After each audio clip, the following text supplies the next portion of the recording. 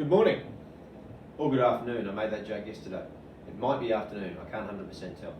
However, geography, lesson 4, week 1, our last geography lesson of the week. Thursday, 23rd of April 2020 is the day that it should be today, if you're on track, which hopefully we are when we're following along as we should. We have worked through our booklet all week.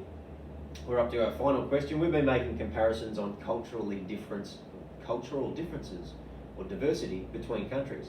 And we looked at the last lesson yesterday, Vietnam and Somalia. We're continuing with that today, and we need to go to question 6 in our workbook. So we're going to do that there now. Okay, so we have some information that we've received. We have sheet 13 we referred to yesterday. If you still have access to that, hop into your OneNote, open up sheet 13 again.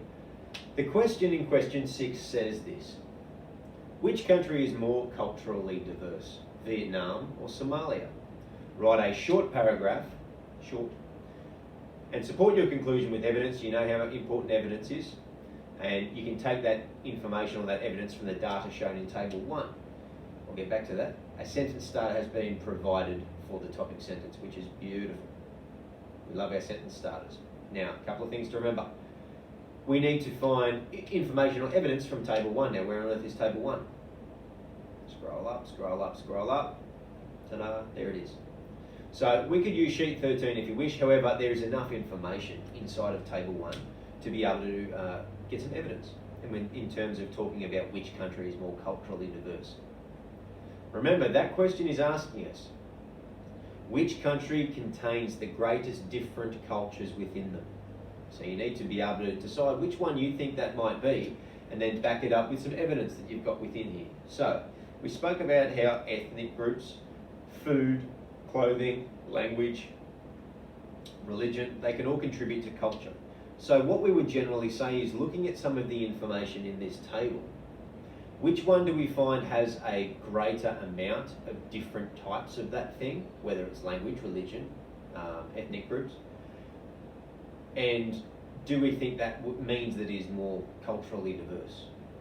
I'm not going to point you in any particular direction, but I would tend to think that if we have something that contains more types of something, that would lend itself to having more differences. It would lend itself to being more diverse. So that might be a little clue there for you. So let's go back. We will be using this information, but let's go back quickly to the question, and then I'm going to allow you to pause and make your way through. So, question again. Which country is more culturally diverse, Vietnam or Somalia? You choose. Write a short paragraph. Refer to table 1, so evidence. We've spoken about that before. We stick to we've got Peel here, we stick to our teal structure. Topic sentence, they've given us that, which is easy. Of the 2 countries examined, something is the more culturally diverse country for a range of reasons, and you will list your reasons here. Are we doing a long paragraph or a short one? Short. 3 to 4 sentences should be more than enough, okay? Provide a couple of examples, back them up with stuff from the table, and we'll practice 1,000 times over, and then a nice summary paragraph.